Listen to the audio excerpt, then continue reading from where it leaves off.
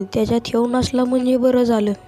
6 वाजता दिवस मावळला की अगरबत्ती दिवा लावता येईन. तोपर्यंत म्हणलं वालात येडावं देवा, कुठं तोड आलाय कुठं काय नाही. पूजा करायला चालू केलं. गणपती बाप्पांना पाणी घातलं. गणपतीला अगरबत्ती दिवा लावल्या, जरा पाया पडलो. गणपतीला दिवा अगरबत्ती लावलं. गणपतीची पूजा कशी वाटली ती पण कमेंट करून मला सांगा. मी निघालो होतो वावरातल्या बोरपाशी दिवा लावायला.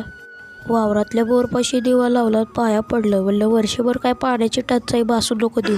त्यानंतर मी निघालो होतो वावरातल्या बसोबाला अगरबत्ती लावला. अगरबत्ती पेटवल्यानंतर अगरबत्ती जरा वळून घेतली बसोबासमोर.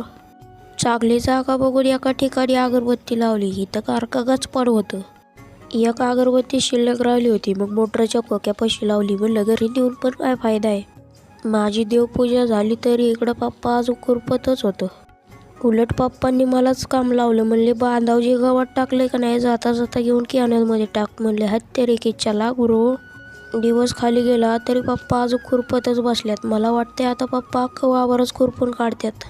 घरी आल्यावरती लावलेली लायटिंग कशी झापूक झुपूक करत होती. आईने दारात पंत्या पण लावून घेतल्या होत्या. म्हणलं बरं झालं बाई, ताण वाचावला. आजच्याला जेवायला केलं होतं दोडका, भाकर आणि तोंडी लावायला शेव. तोंडी लावायला शेव असल्यामुळे मी दोडका खाल्ला नाही, तर दोडका मला अजिबात आवडत नाही. पप्पाला सकाळ काकड्याला जायचं होतं. पप्पा म्हणले माझे कपडे काढून ठेव, उद्या सकाळ परत तुम्हाला दार वाजवायचं आणि उठवायचं, तुमची झोप मोडवाईन. म्हणलं काढून ठेवलं, टेन्शन घेऊ नका. रात्रीचा डोस खायला घेतला. आता जोपर्यंत बरं वाटत नाही तोपर्यंत गोळ्या तर खायलाच लागणार आहे. माझ्या सर्दीमुळे आवाज पण जरा बदललाय, तेवढं समजून घ्या. आईचं काय चाललंय म्हणलं बघावं, तर आईने इकडं अनारशाचं पीठ मळलं होतं. आईला म्हणलं अनारशा आपण सकाळ करू, आता फक्त पीठ मळून ठेव. सोन्या, गुळी आणली का?